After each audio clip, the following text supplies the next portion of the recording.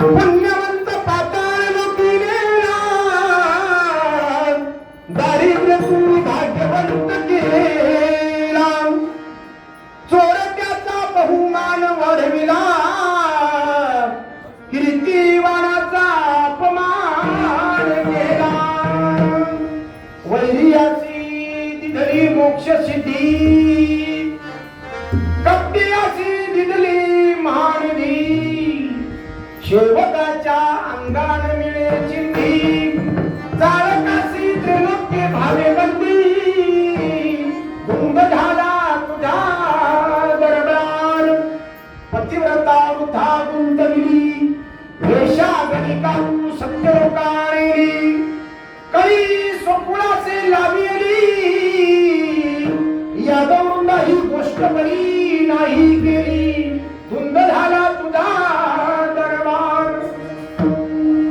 सत्ववानाचा बहु केला छळ कीर्तिवानाचे मारिये बाळ सखा म्हणून तो त्याचे नाशिये बळ जणी म्हणे मी जाणे तुझा सर्व खेळ धुंद झाला तुझा दरबार पांडुरंगा करून प्रथम नमन पांडुरंगा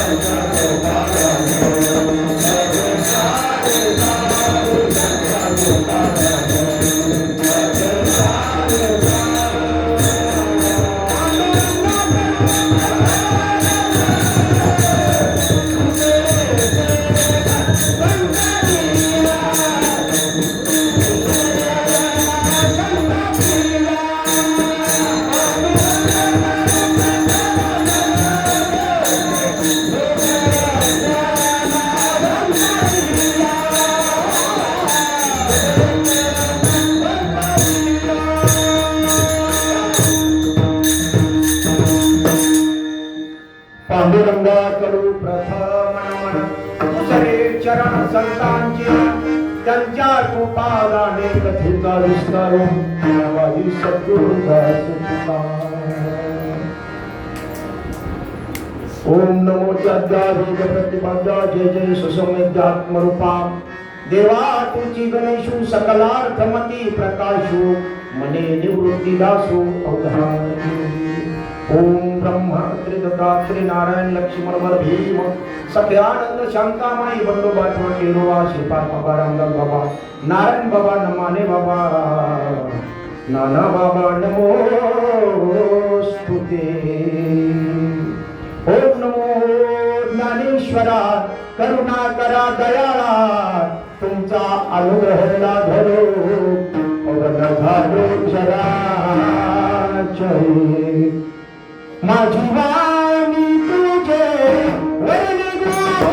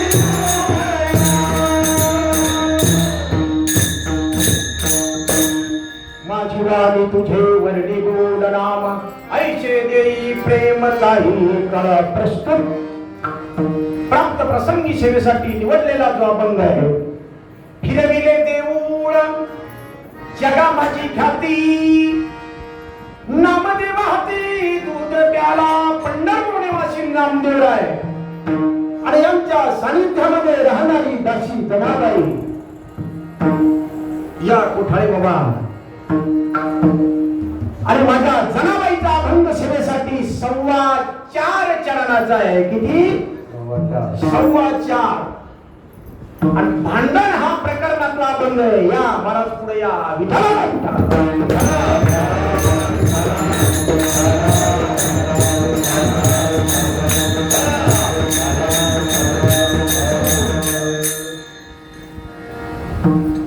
काल आमचे गुरुवर्य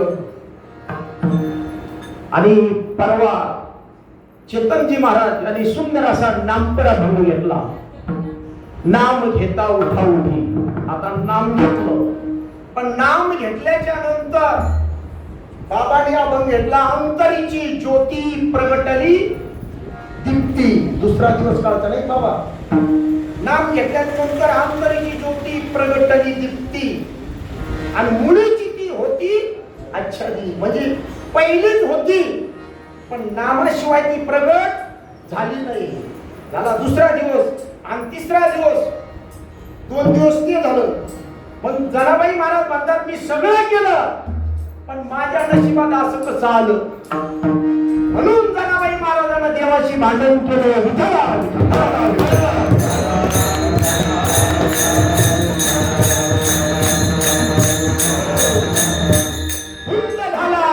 दरबार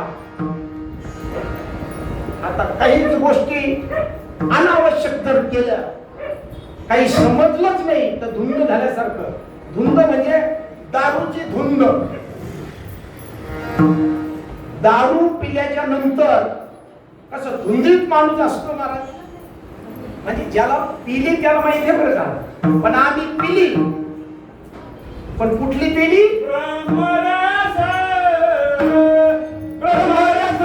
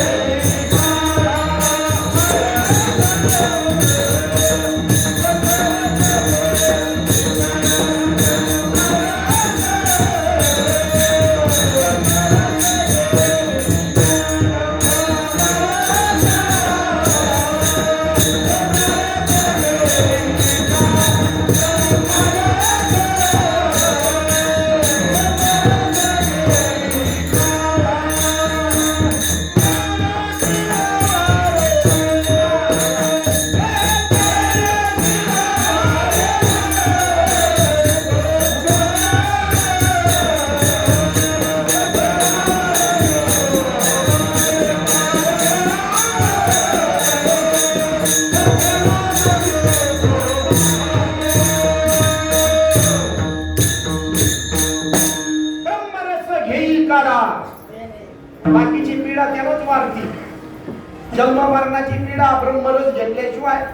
आणि बाबा डॉक्टर अलकाताई यांनी ब्रह्मरसाचा काढा घेतला, म्हणजे त्यांनी अनुभव घेतलाय.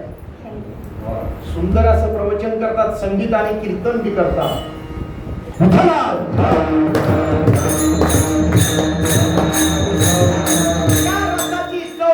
माझ्या जनाबाईनं चाकली, आणि जनाबाईची भक्ती देवावर जनाबाईची सत्ता होती म्हणून भांडण, कुणी कुणाशी भांडण असं म्हणजे झगडा, पण प्रेमाचं भांडण भगवंताशी होतं. ज्याचं अतूट नातं असेल. आता इथं सर्वच आपल्या जवळची मंडळी, यांचं आपलं जवळचं नातं आहे. हे प्रेमानं आपल्याशी भांडू शकतात का? काल आले का नाही? बरोबर ना? काय काम होतं? असं जनाबाईचं भांडण भगवंताशी होतं. तसंच कबीर महाराजचं भांडण भगवंताशी. बऱ्याच संतांनी भगवंताला भांडलं. कबीर महाराज एवढं सुंदर सांगतात, अरे भगवंता मला द्यायचं असेल, मला द्यायचं असेल तर चांगलं दे. अरे खाना देना अच्छा देना. उत्तर प्रदेश मध्ये शिरापुरीला जास्त महत्व आहे. खाना देना अच्छा देना, देना शिरापुरी. एवढी माझी तू काळजी घे. आणि जर कपडा द्यायचा असेल तर असा दे. कपडा देना ऐसा देना, देना सरदारी. अरे खबर लेना मेरी नहीं तो हो गई तेरी.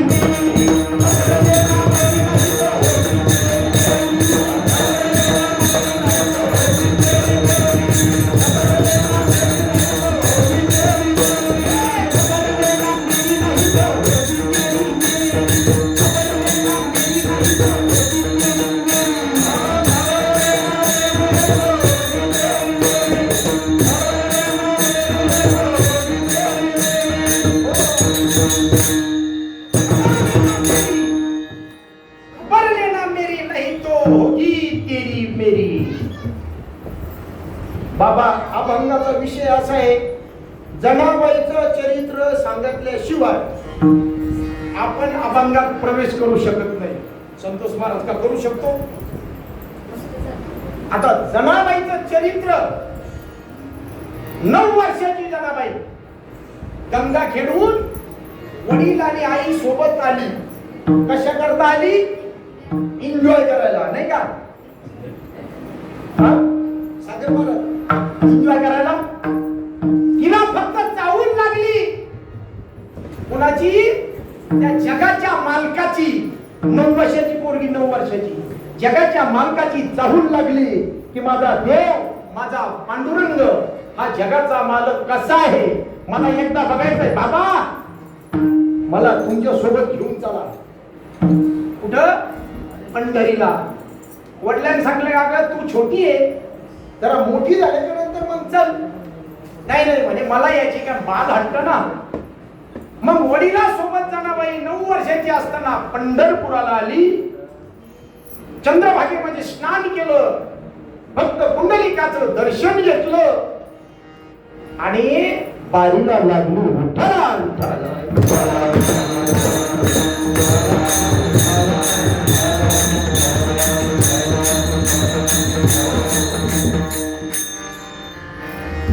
बारीला लागली आणि दर्शन झालं वडिलाचं. जनाबाई दर्शन घेतलं जनाबाईने आणि माझ्या भगवंताच्या मुख कमळाकडे नुसतं बघितलं, चरणावर डोकं ठेवलं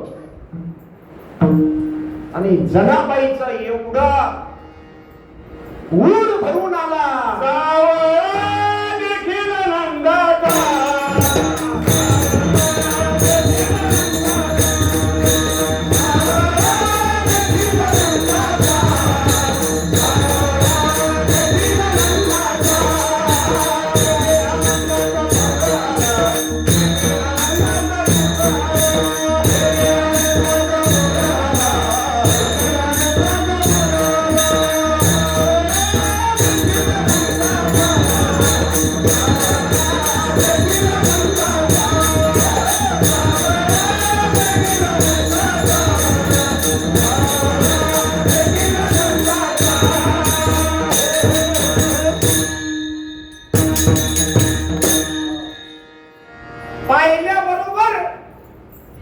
तेने आनंदाचा पूर आला, तेने आनंदाचा पूर आला जोपर्यंत त्याला अष्टसात्विक भाव म्हणतात.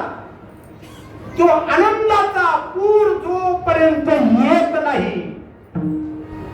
रात्री एक प्रमाण घेतलं होतं बाबा. माझ्या माऊली महावैष्णव ज्ञानोबर आहे, यांनी मदारासमध्ये सांगितलं, पैसोनिया समीरे पुत्रा तृण होई मनी, चेतविते आपण पेन, चेतविते कुंडली. अरे चालता पश्चिम पंथे जाय चक्र भेदोनी, 17वी जीवन कळा पाहे आत्माची मुंडी.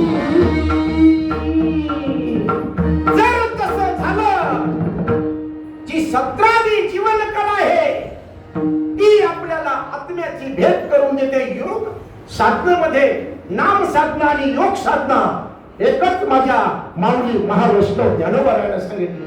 कुठली 17वी जीवन कला? माझे शांती ब्रह्मनाथ महाराज म्हणतात, 17वी भोरपी नहाटी, 17वी भोरपी नहाटी.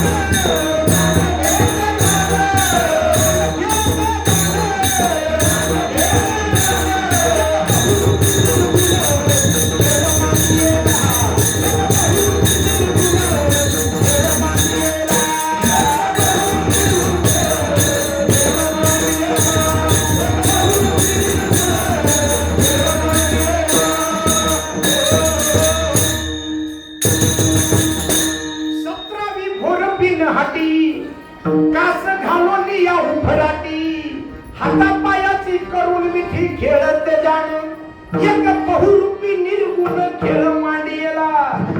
प्रत्येकाच्या हृदयामध्ये तो आत्माराम आहे, पण त्याने अनेक रूप घेतले नाही का बाबा? सर्व रूप घेतले आणि जनाबाई करता मी रूपच घेतले. जनाबाईला सर्वच काम त्यो करू लागत होता. काय करू लागत होता? दळू कांदू लागे. झाड लोट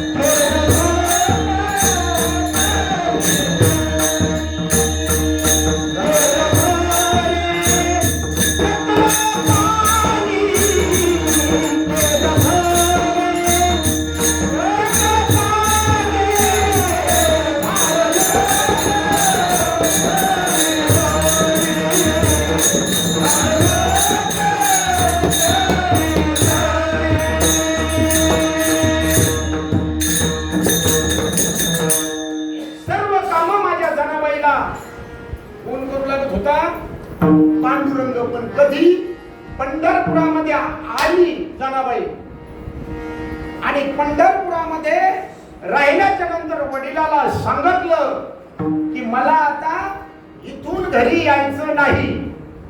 आपण पंढरपूरला जातो पण आपले फोनवर फोन चालू असतात नाही का ताई? जेवलं का? बबली कुठे गेली आणि आपण कुठे? मंदिरात. तरी इथं सांगितलंय फुली मारली की फोन चालू ठेवू नका. जनाबाईनं सगळं सोडलं आणि मग जनाबाईच्या वडिलांनी सांगितलं की माझ्या जनाबाई माझी मुलगी ऐकत नाही, पण या ठिकाणी सुरक्षित असं स्थळ कुठे? गावामध्ये पंढरपुरामध्ये माझी मुलगी राहील असं सुरक्षित स्थळ. काही लोकांनी सांगितलं की नामदेवरायाच्या घरी, कारण तिथं या रे लहान थोर नाही का संतांचं घर. जनाबाई नामदेवाच्या घरी नामदेवराय घेऊन गेले आणि घेऊन गेल्याच्या नंतर आता एवढा मोठा खटला नाही का. तुम्हाला एक झलक सांगतो. मी लहान होतो, 12 वर्षाचा 13 असा. पण पहिले बाबा तारखी देत नव्हते महाराज लोकांना. पहिले महाराज लोक पिशवी घेऊन, संतोष महाराज उत्तम भाऊ पिशवी घेऊन गावगाव फिरत होते आणि मंदिरावर जात होते. आणि मंदिरावर गेल्याच्या नंतर मग या गावात भजनी मंडळ आहे का? मग कोणी म्हणायचं आहे. त्या भजनी मंडळातला एक माणूस धरून आणायचा. मग मी कीर्तनकार आहे, गावात कीर्तन करू का? आई असं होतं पहिलं. मग ते भजनी मंडळाला सांगायचं हो करू शकता.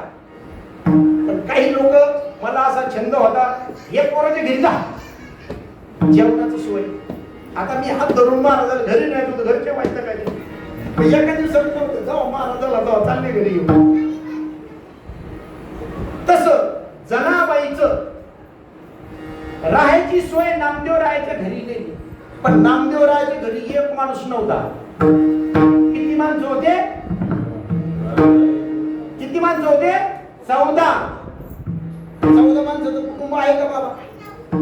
आता नाही ना. कुठले कुठले माणसं होते? राजा सासू सुना, राजा सासू सुना, नामा दाना दाना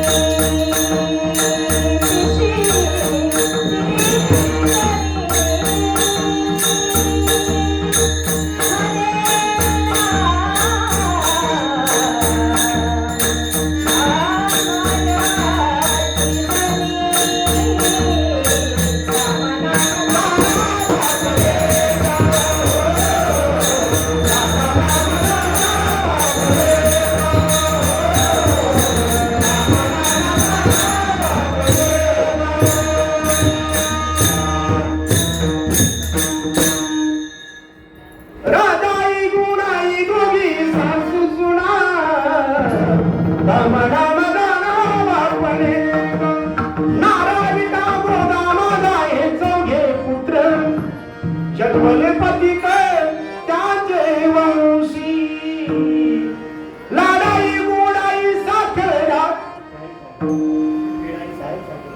साखराई चौघी सुना पायी नाम याच्या आणि एक लेख लिंबाबाई नाही का आणि एवढे माणसं 14 आपल्या वाटतले माणसं काय त्याच्यातले माणसं सुटते कारण आपल्याला एकत्र राहायची सवय नाही ना एवढ्या माणसामध्ये माझी जनाब आहे आणि तेवढ्या माणसाचं काम करायची सांगायचं तात्पर्य येते झाड लोट करायची शेत पाणी करायची आणि एक मुख्य काम करायची काय त्याला दळण म्हणतात पहिलं जात्यावर दळायचं कसं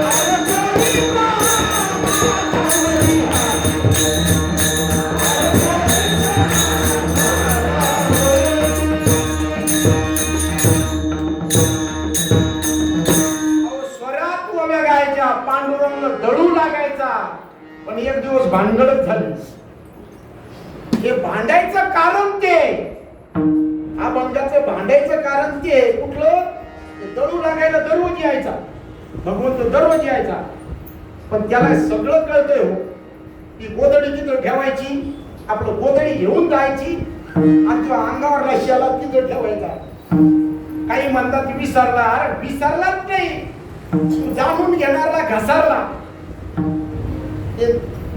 नवरत्नाचा हार तो पण तिथंच ठेवून द्या याला भक्ताची परीक्षा म्हणतात महाराज हे एवढं जर कारण झालं नसतं तर अभंग तयार झाला नसता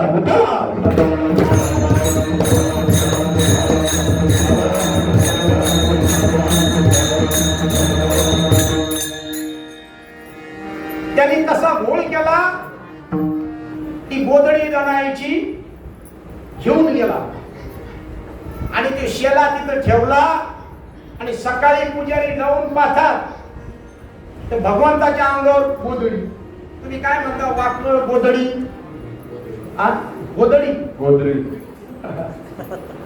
जुनी का शेणा नाही का तुकडोजी बाबाची गोधडी जुनी ती गोधडी ठेवली आणि पुजारी आल्याच्या नंतर चोरी झाली चोरी झाली चोरी झाली चोरी झाली मग काही जणांना ओळखलं ही गोधडी जनाबाईची आहे जनाबाईला नंतर सगळे लोक गावाचे जनाबाईकडे आले आणि बघितलं ते दागिने भगवंताचे तो शेला जनाबाईला खबरच नाही तोपर्यंत अशी खबर नाही त्याच्यामध्ये मग्न भगवंताच्या नामस्मरणामध्ये आणि मग कळालं की हे असा चोरीचा आळ माझ्यावर आला मग जनाबाईचं टोप पेटायला लागलं अरे एवढं नाटकी कारण हा मला माहित आहे मी पहिल्यापासून याच्या सोबतच आहे चहुयुगाचा नामा उभा असे कीर्तनी पाठीमागे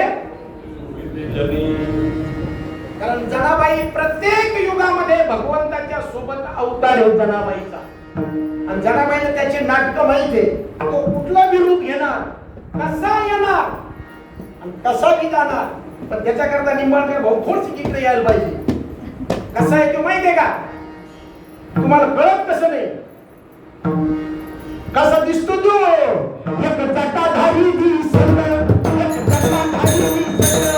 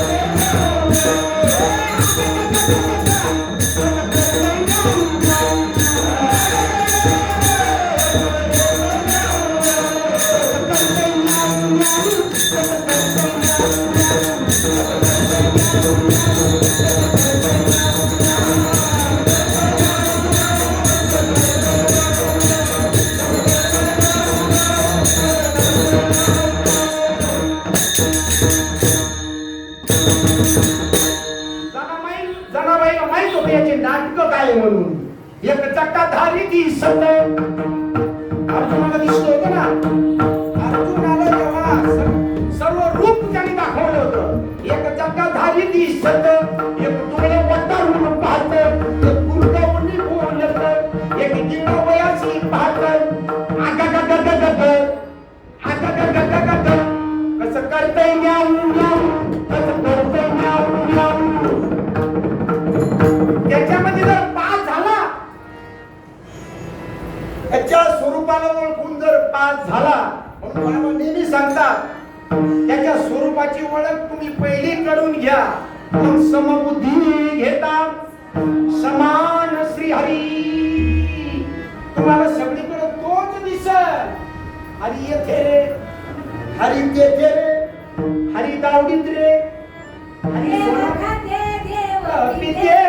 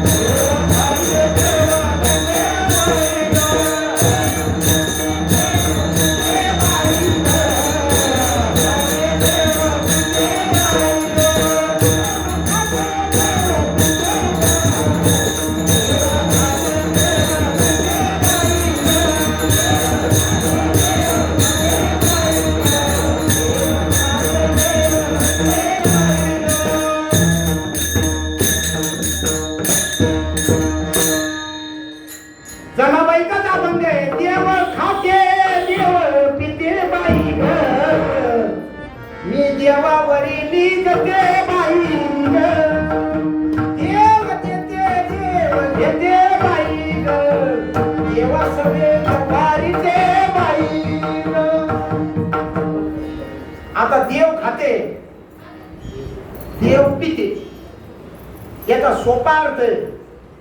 बाकी वेदांतचार्य कुठे लावू द्या. आणि आता अर्थ असा आहे, देव खाते, आपण अन्न खातो, हे अन्न देवता आहे, त्याला खाल्ला देव. देव पिते, देव देवता आहे. देव पिते, मी देवावरील जाते. भूमी ही देवता आहे. देव देते, देव घेते, दिवाळीला देवाची पूजा करते. विठ्ठला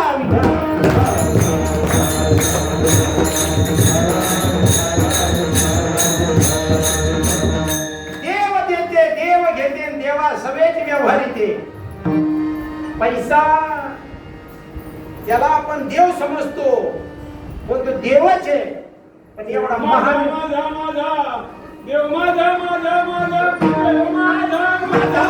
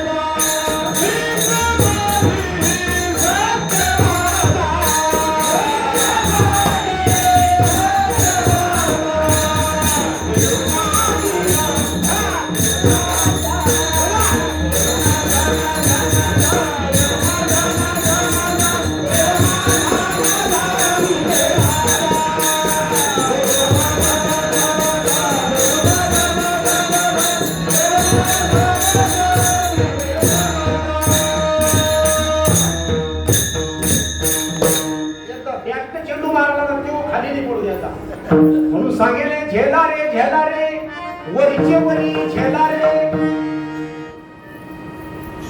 आणि हातीचा कमविता मग पाठी खाई टोला रे. झेला रे गुरु वचन तुम्ही झेला रे. जर एकदा गमवलं की पाठी खाई टोला रे. टोला खाल्ल्याशिवाय मग नाही. बाबा नेहमी सांगतो लई मारते, एवढं मारते, पहिले विचारपूस करते. तिथे एवढा कागद असतो नाही का बाबा, आणि तिथे हिसाब चालतोय. हिसाब पडेल जमा सरकारी, मग येईल यमाची फेरी. आणि जीवाची धरोनी कारभारी, येतील दणके देतील मार. म्हणजे मी लावलाय मार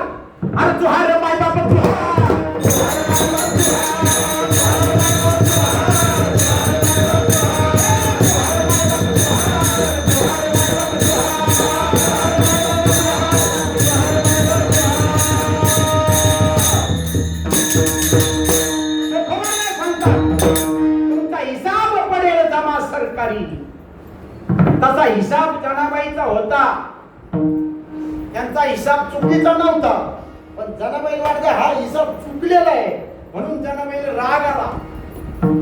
माझ्यावर चोरीचा लोकांनी धरलं आणि बांधलं हातापायाला आणि चालवलं कुठं? चंद्रभागेच्या काठावर एक सूळ लावला, सूळ. आणि सुळावर जनाबाईला माझ्या चालवलं. असा रे विठ्ठल तू माझ्या गावकरी कोठारी मज देवी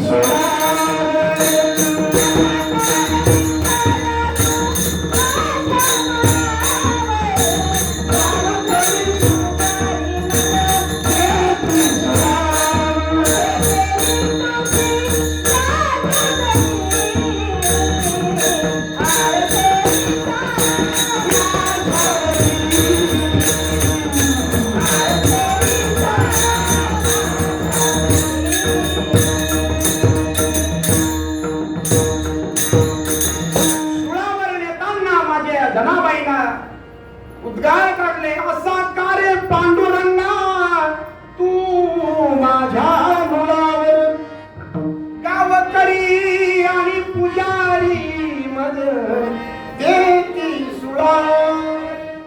आता जादू कर, तुला सगळी जादू येते. कुठे गेली तुझी जादू करी आळ चोरीचा माझ्यावरी. सुळावर नेताना जनाबाईला विचारण्यात आलं. काय विचारलं? आता फाशीवर सुळावर नेताना प्रत्येक जीवाला, ज्या जीवाला फाशी द्यायची, ज्यांना सुळावर द्यायचं त्यांना विचारण्यात येतंय की तुला काय आवडतंय, तुझी इच्छा काय आहे, काय खायचंय प्यायचंय. आता मला सांगा, तू का ढेकळं खाईन तो? काय खाईन तू भाऊ?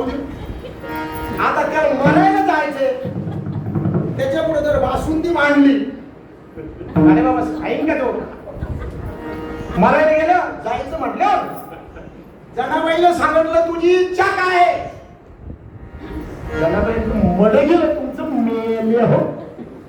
शिवी गावाकडची बरं काही. माझी इच्छा, मला फक्त एकदा त्या काळ्या विठ्ठल भेटू द्या. अरे अरे विठा विठा, अरे अरे विठा विठा, अरे अरे विठा विठा, अरे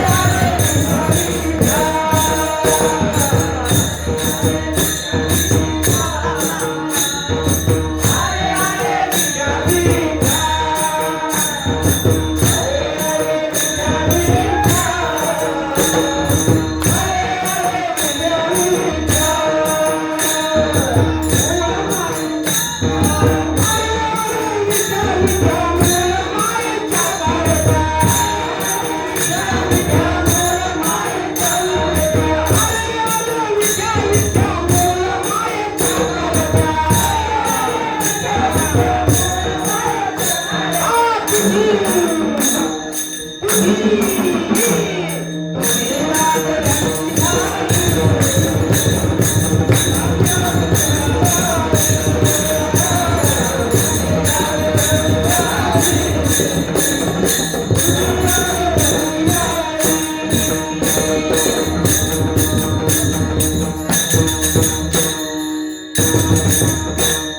अरे अरे विठा विठ्या, मूळ मायेच्या काळीच्या.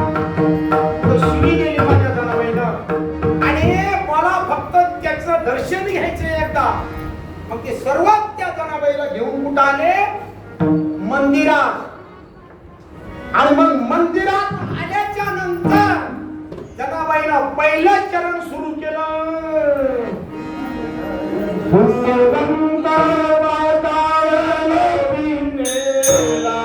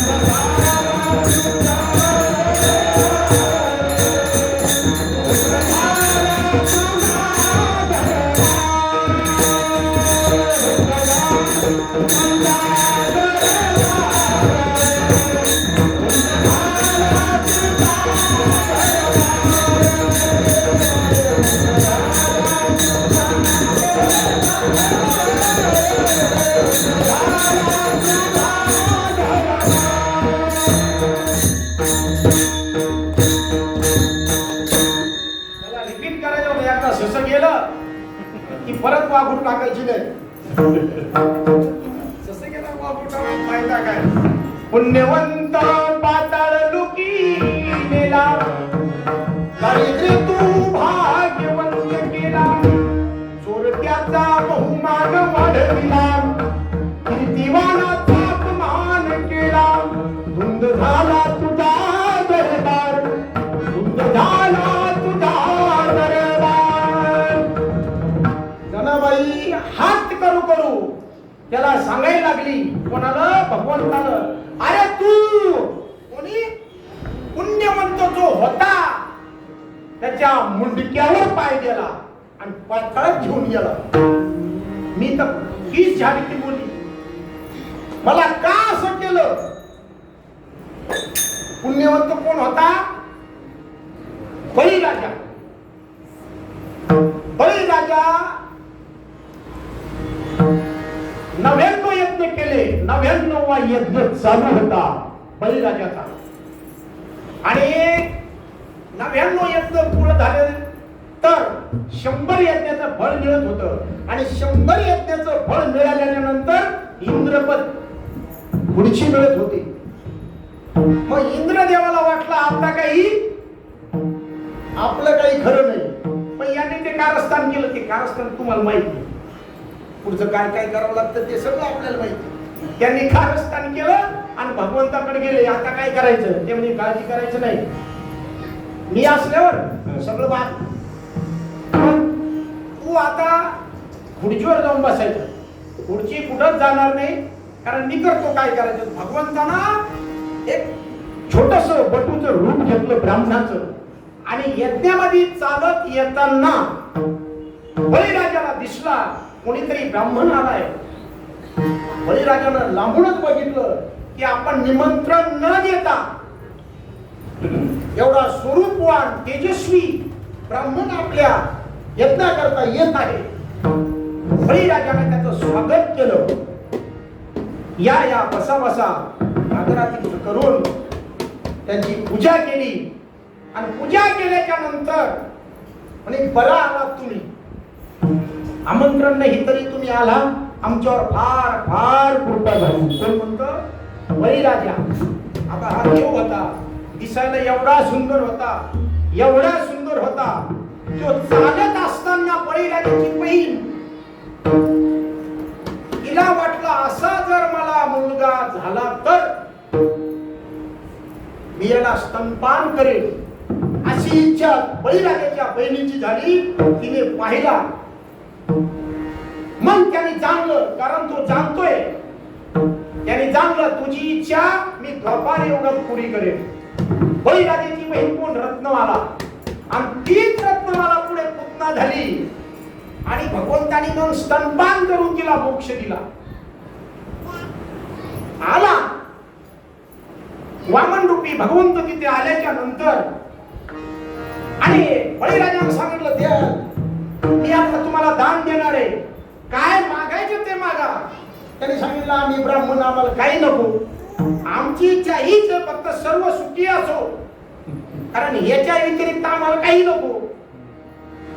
बळीराजा म्हणे मी एवढा राजा आणि एक ब्राह्मण तसा बिना दान घेताना माझ्या राज्यातून जाणार, मला जमणार नाही. कुठे घ्या तुम्ही मागा, समृद्धी जर तुम्ही 2-4 गुंठे मागितले तरी देतो मी.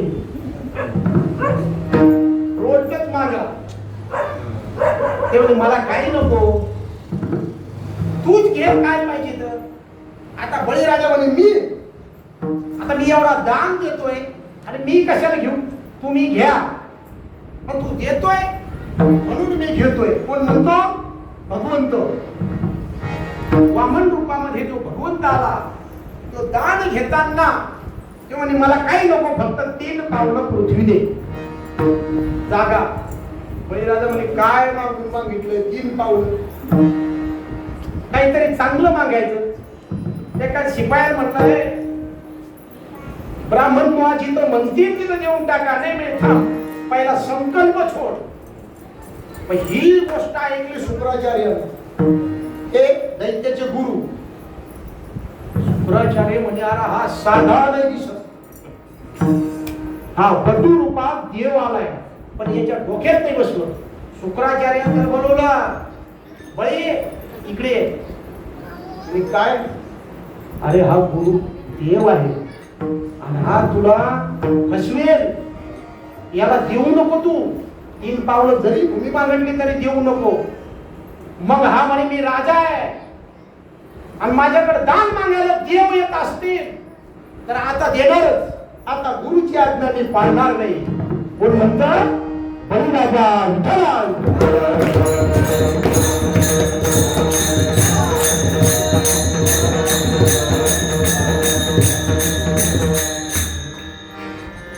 शुक्राचार्य म्हणे हा तसा ऐकत नाही.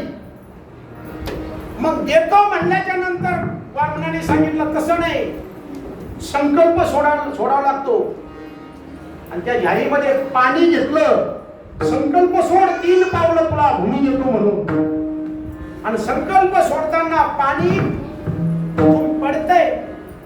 शुक्राचार्य म्हटला तर एवढं खेळ आपण करू, पाणी पडू द्यायचं नाही. पाणी नाही पडलं ते दान देता येत नाही. शुक्राचार्यानं बारीक एका किड्याचं रूप घेतलं आणि त्या झाडीच्या होलामध्ये जाऊन एकच डोळा ठेवला, बाहेर काय चाललंय म्हणून.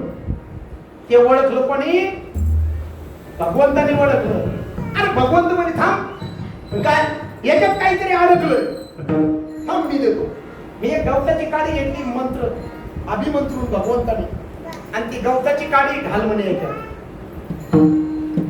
आणि त्या छत्रामध्ये ती गवताची काडी घेतली आणि शुक्राचार्याचा आरामा म्हणून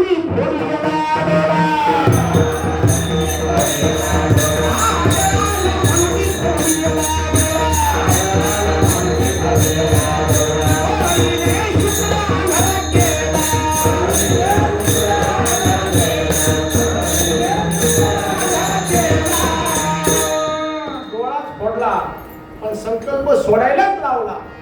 म्हणे तू एवढा कपटी आहे. कोण म्हणतात? जनाबाई. आणि कुठं म्हणती? त्या पंढरपुरात. इथं काही बातम्या काय असेल ते पंढरपुरात जनाबाई म्हणते, आणि त्या जनाबाईचाच अभंग आपण घेतलेला आहे.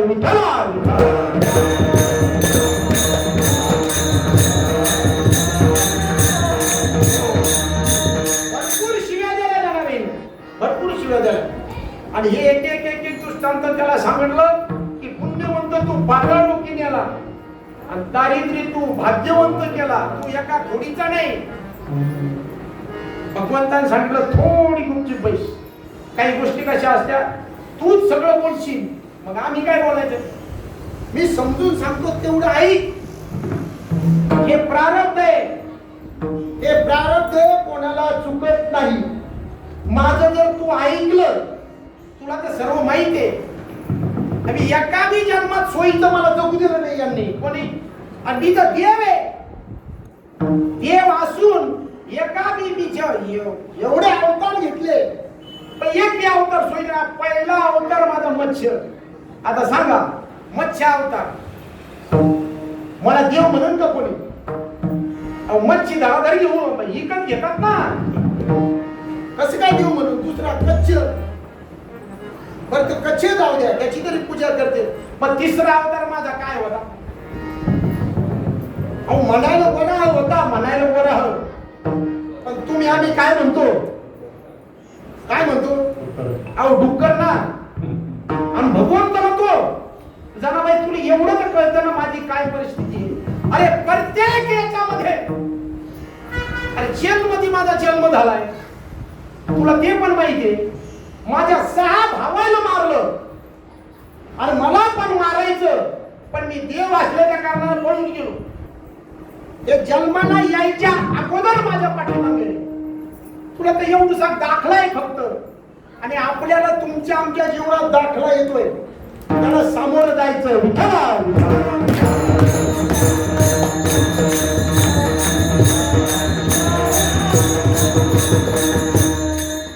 प्रत्येकाचं प्रारब्ध आहे जनाबाई. तू असं म्हणू नको धन घोडे भाग्य सर्व संधीला ठाव प्रारब्धे हर शरीर संचिता हिना धर्मराज हिंदे मनोन धनबाई आई कर्मे बुडाला तो रावण दुर्योधन प्रारब्धे हर अभिमानी शिशुपाल ईश्वर हाते झाला काळ यादव बुडाले सकळ त्यासी दुःख प्रारब्धे हरिचंद्र तारामती घोर जन्मांतर भोगिती न राजा तो पुरुषार्थी त्यासी दुःख प्रारब्धे राज्य सोडिले रघुवीरे सर्व मिळवनिया वानरे पायी फिरे देशांतरे त्यासी दुःख प्रारब्धे अरे ते फिरता काय झाले पुढे प्रारब्ध उडावले जानकीशी राक्षसे नेले इशी दुःख प्रारब्धे या जन्मामध्ये त्या युगामध्ये मी राम होतो, माझी अर्धांगिनी पत्नी राक्षसाने नेली. तू सगळं जाणती. आणि काही 6 महिने ती अशोक वनामध्ये डांबून ठेवली राक्षसाने. आणि तिला विनंती केली कोणाला, ती एक कशी तरी तिची जीवा भावाची मैत्रीण कोण राक्षसी तिचं काय नाव तिचं ती जटा सीताबाईने तिला आग्रह केला. ऐक ऐकत्री जटे ऐक ऐकत्री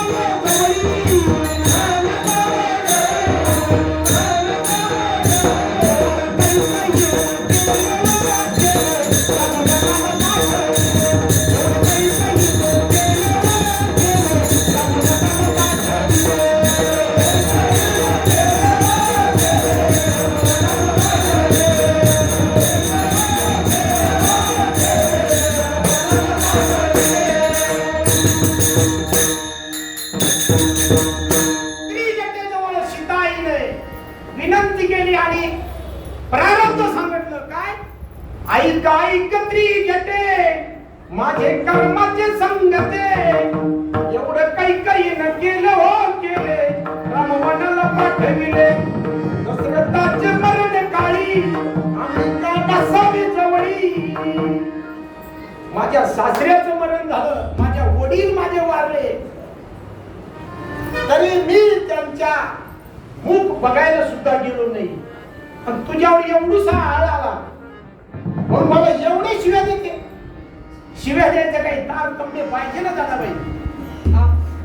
जनाबाई सांगते, अरे तो पुण्यवंत तू पाताळ लोकाला नेला. जनाबाई मी तो पुण्यवंत पाताळ लोकाला नेला, पण लोकांची समज काय आहे, त्याला मारून टाकला अशी समज आहे ना. पाताळ लोकाला नेला म्हणजे याला मारला. जनाबाई मी तसं नाही केलं. म्हणे काय केलं तू? एवढे शब्द पाताळ आहे आणि त्या पाताळामध्ये सुतार नावाचं एक पाताळ आहे. तिथे मी त्याला नेले. तिथं जारण आणि मरण नाही, मरण आणि म्हातारपण नाही आणि बिमारी कुठलीच नाही मंजुळाताई. सुतर पाताळामध्ये. आणि तिथं मी बळीराजाला नेऊन घातला. आतापर्यंत बळीराजा तिथे राज्य करतोय. मग मी वाईट केलं का चांगलं केलं सांग?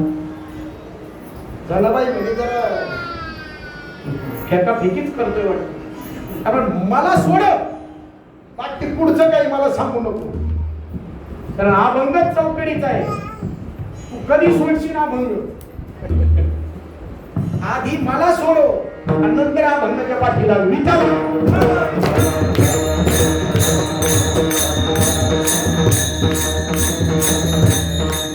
झाला तुझा दरबार, पुण्यवंत पाताळ लोकी दारिद्र्य तू भाग्यवंत केला. दारिद्र्य कोण आहे? तो सुदामा. पण भाग्यवंत केला तुझा मित्र. पण कसा भाग्यवंत नाही केला, त्याच्या किती बेजार गेल्या. अरे म्हातारा झाल्यावर बंगला कधी? मला शेठ बंगला कधी? म्हातारा झाल्यावर. सोन्याचं त्याला ती नगरी दिली. अगोदर दिली असती तर काय बिघडलं असतं. पण भगवंतान सांगलं ऐक, मी सांगतो माझं पण ऐक. तू मला भांडली तर भांडणाचं उत्तर मी देतो. जनाबाई म्हणते अरे तसं नाही, त्याला त्याची परेशानी किती केली. तो तुझ्या भेटीला आला सुदामा ब्राह्मण.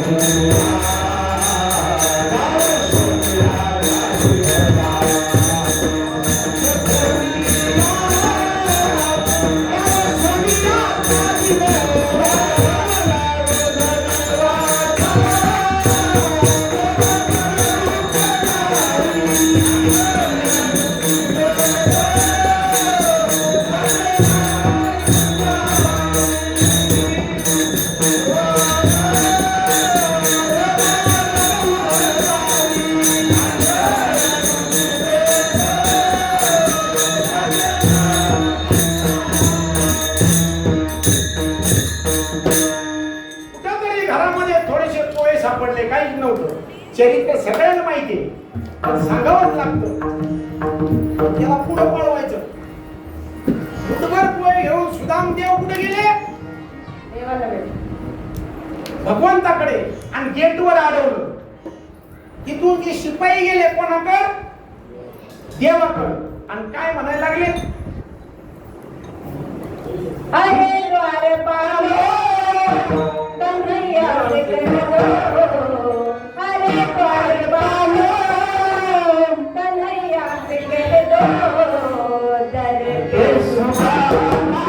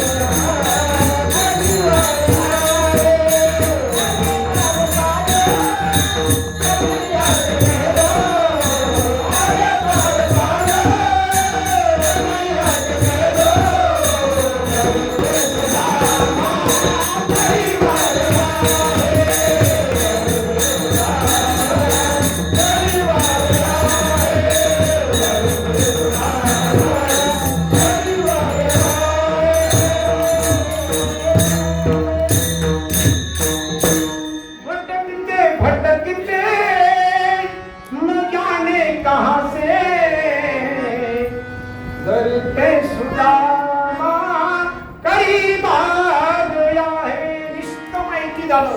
कोण आलं? भगवंत आलं. शिपाईने पहिला अडवलं, गेले नाही, 2 चक्रा मारल्या. मग नाव सांगितलं, नाव सांगतोय. एक शिपाई गेला, ना एक गरीब ब्राह्मण आलाय. देवा, एक गरीब ब्राह्मण आलाय आणि तो ना फाटके कपडे अंगावर आहे, धोतर फाटक, शर्ट फाटक, मळालेलं, पगडी फाटकी, आणि तो सांगतोय माझं नाव सुदामा आहे आणि मी भगवंताचा लहानपणाचा मित्र आहे. एवढाच शब्द ऐकला कोणी? माझ्या देवानी.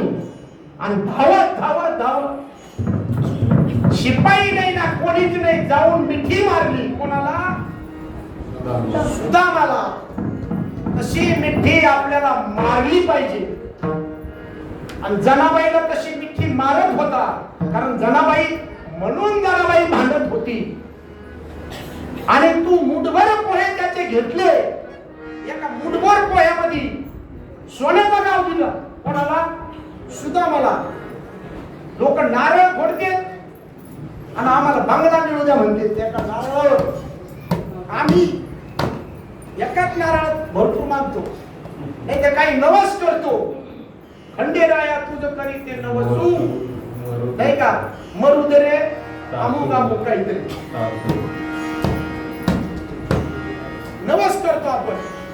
पण सुदामाला तू सर्वस्व देऊन टाकलं.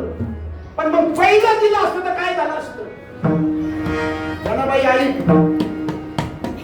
मी त्याचं पण उत्तर देतो. काही गोष्टी कशा असतात आम्ही नेहमी सांगत असतो. एक 10 वर्षाचा पोरगा आणि 12 वर्षाची त्याची बहीण, दोघं बहीण भाऊ, अशी रस्त्यावर चालत असताना त्यांना भूक लागली होती. विभीषण बाबासारखे महात्मे त्यांनी आपले 1 किलो पेरू घेतले होते, पिशवीमध्ये टाकले, चालले. ते मुलं बघायला लागले पेरूकडे. बाबाला वाटलं यांना भूक लागली, बेटा हे 2 पेरू घे. कोणाला दिले? त्या मुलीजवळ. त्याला मुलाला 1 दे, तुझ्या कोण आहे? आणि भाऊ. त्याला 1 दे आणि तू 1 घे. त्या मुलीनं 2 पेरू घेतले. मुलगा 20 फुटाच्या अंतरावर होता, जरा जास्त अंतरावर होता. त्या मुलीनं 2 पेरू घेतले, याच्यातला 1 घास खाल्ला, याच्यातला 1 घास खाल्ला. ते पाहिलं त्या मुलानं ओळखलं, बाबानं 2 पेरू दिले आणि आम्हाला दोघांना दिले. माझ्याकडे हात केला तरी हिने 2 पेरू खायला लागली आणि पळतच गेला. मारायची बहिणीला, आता लहान असते, राग आल्याच्या नंतर मारायची. पण त्यानं भैया थांब थांब थांब, हा पोडे हा तू घे, हा जरा भाकूस लागतो, मी खाते. मग त्याला वाटलं अरे हे असं होतं नाही का? पहिलं सगळं बोलू द्यायचं, वकील लोक सगळं पहिलं ऐकून घेतात आणि मग त्याचा उत्तर देतात. विठ्ठल आहे,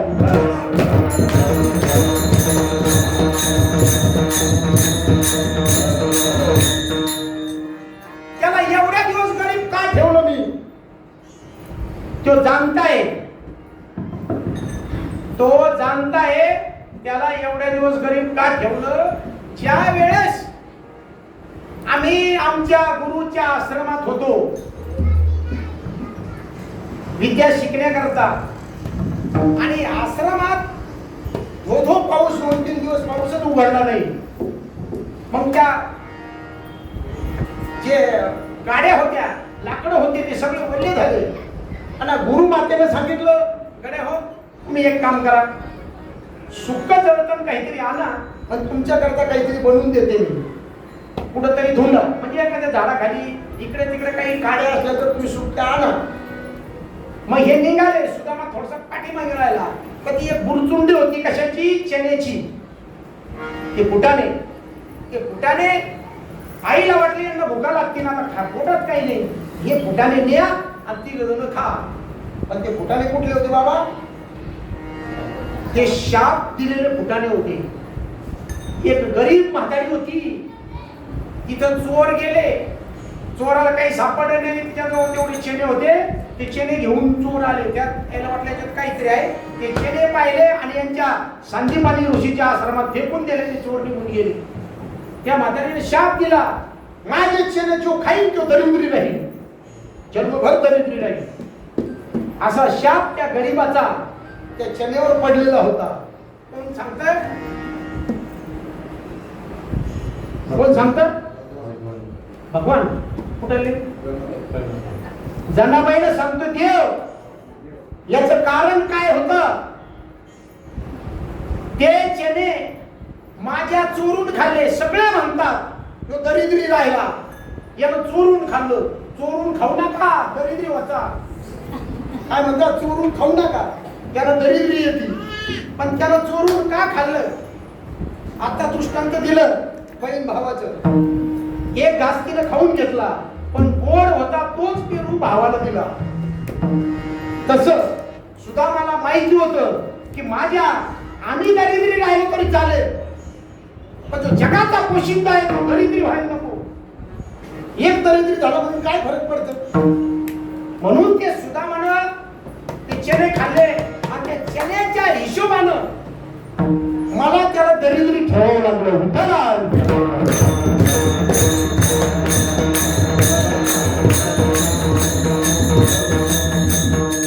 पण कर्मबुद्धीचे ते सुख अति मानिताती मूर्ख. चंद्राशी लागला कलंक, त्याशी दुःख प्रारब्ध. केले कर्म झाले ते जीवन आले, केले कर्म झाले ते जीवन आले, केले कर्म झाले ते जीवन आले, केले कर्म झाले ते जीवन आले,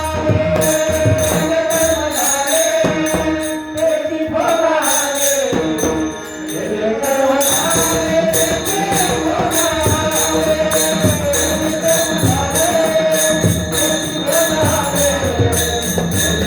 झाले ते जीवन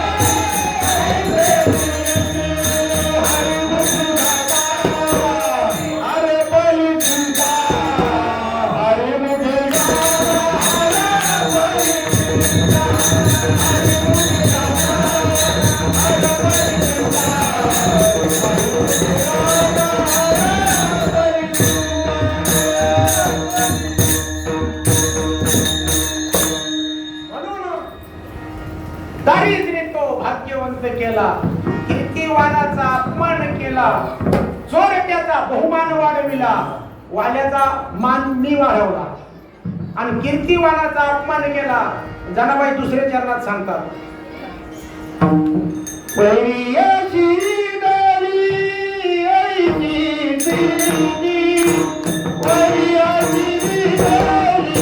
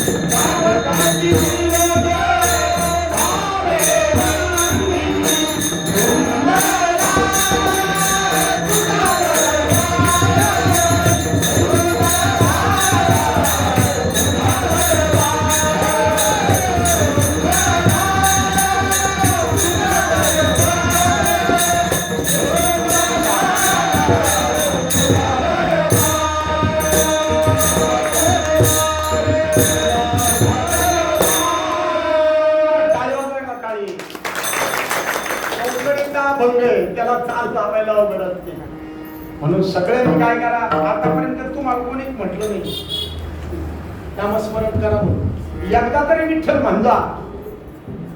आता विठ्ठल म्हणल्यावर रोग होत नाही ना हो. काय सांगावं, खरंच होत नाही. आम्ही नाही सांगत, डॉक्टरने सांगितलं विठ्ठल विठ्ठल, म्हणजे कीर्तनात विठ्ठल विठ्ठल यायला काय बाकी करून करेल यायला म्हणायचं, बसलेल्या मी विठ्ठल म्हणायचं, सगळ्यांनी विठ्ठल म्हणायचं. आणि जोपर्यंत सगळे विठ्ठल म्हणत नाही तोपर्यंत विठ्ठलाच भजन राहील. मग किती तास चाललं तर मला बोलायचं नाही.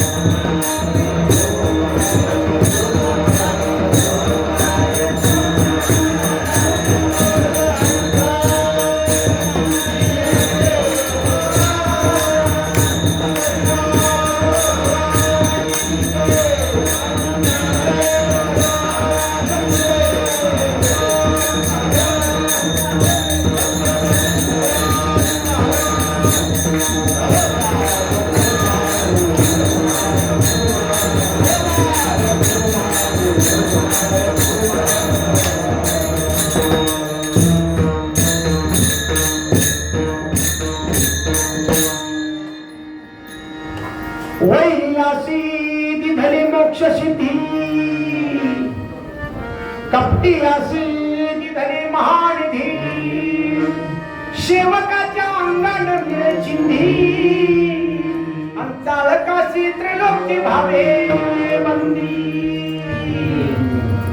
एवढा पराक्रम केला असा विठ्ठला विठ्ठला.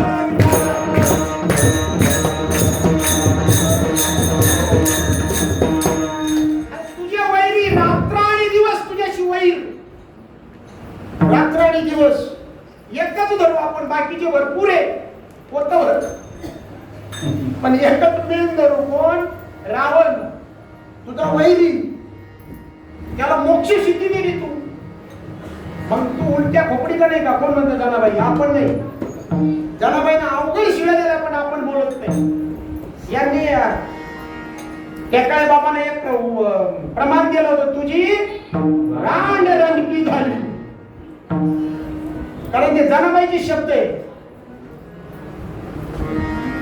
त्याला मोक्ष सिद्धी दिली आणि कपटी अशी महानिधी दिली. कपटी अशी महानिधी दिली. आणि जे सेवक होते कोण? हनुमंतराया आणि शुंभरजी. हे सेवक असून त्यांच्या अंगाला चिंधी मिळाली नाही. लंगूट घेऊन पहिलेच आले. त्यांना कधी शर्ट नाही, पायजामा नाही, शूट नाही, पायजामा धोतर नाही, कोट नाही. कोणाला? हनुमंतरायाला काहीच नाही. आणि सेवकाच्या अंगाला मिळे चिंधी. आणि जो चालत नाही का, जिथे गेला तिथे भांडण, जिथे गेला तिथे भांडण. आणि त्याला मुभा सगळीकडे जायला तिकीट फुकट. महामंडळाने तीच करूनच दिलं. एसटीचं तिकीट फुकट, विमानाचं तिकीट फुकट, जहाजाचं तिकीट फुकट. कोणाला? नारायण बळशी. तरी भावना थेंबतो तरी त्याला फुकट आणि भांडण लावणार. ह्यो खेळ कोणाचा आहे? हा तुझा आहे. भगवंत सांगतात, जनाबाई थोडासा राग कमी कर ना. आता रावण, कुंभकर्ण हे सगळे माझेच भक्त होते, पण काही शापानुसार. कारण आता त्याला कमीत कमी आभाराला 6 तास लागते. बरोबर आहे ना? आमचे संतोष भाऊ चांगलं माहिती, पण आम्ही टायमाच्या वर जात नाही. संतोष भाऊ पण फड्यातले कीर्तनकार आहे. अख्खा महाराष्ट्र नदी बाबा आपल्या तिकडं समुद्र जवळ येतात. 4 चरण आणि सेवकाच्या अंगाने मिळे चिंधी चालकाशी त्रैलोक्य भवोन्दी. वैरी अशी कपटी अशी दिली महानिधी. जे कपटी यांनी पहिले ओळखतो महानिधी देऊन टाकतो. जा परत माझ्याकडे यायचं काम नाही. पण लई हुशार जनाबाईचा अभंग आहे. देवा तुझे नाम घेता नाही बरे बुडविली घरे बहुताची सावका माळ्याचे चिरविले पोट तोडिले मनगट गोरबाचे ओधल्या बुवाचे लुटविले शेत मग राहिला निवांत. तुका म्हणे मी माझ्या भक्ताला पोटभर काही देत नाही. महानिधी तर अजिबात देत नाही. एक काळं वावर होतं. मी आटपलं काय वावर का मोठं शेत होतं काळं. एक कुत्रा हिंडत चाललं तिथं. कुत्र त्या काळ्या ढेकळात कुत्र्याला काही सापडा नाही कोठळे भाऊ.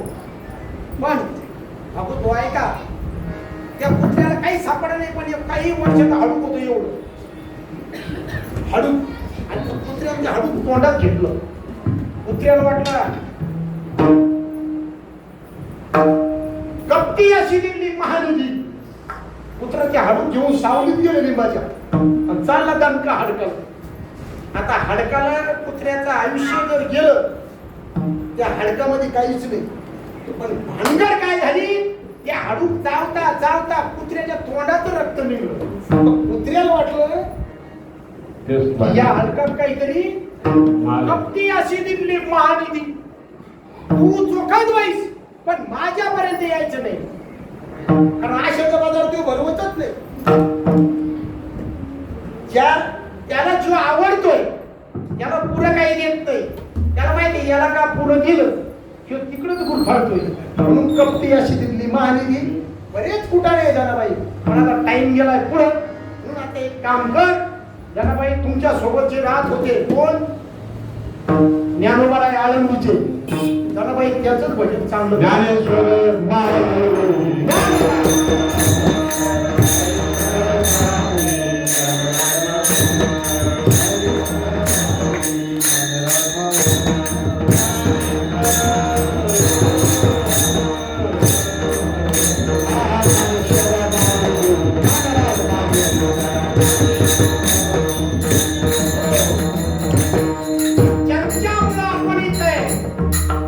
ज्यांच्यामुळं मंदिर आहे ज्यांच्यामुळं तुमच्या आमच्या डोक्यात टोपी आहे कोणाच्यामुळं माझ्या राजामुळं. आणि त्या राजाचं एकदा भजन सुंदर गा. सेवा काढली मैदानी शिवरायांची तलवार मोठे मोठे ते सरदार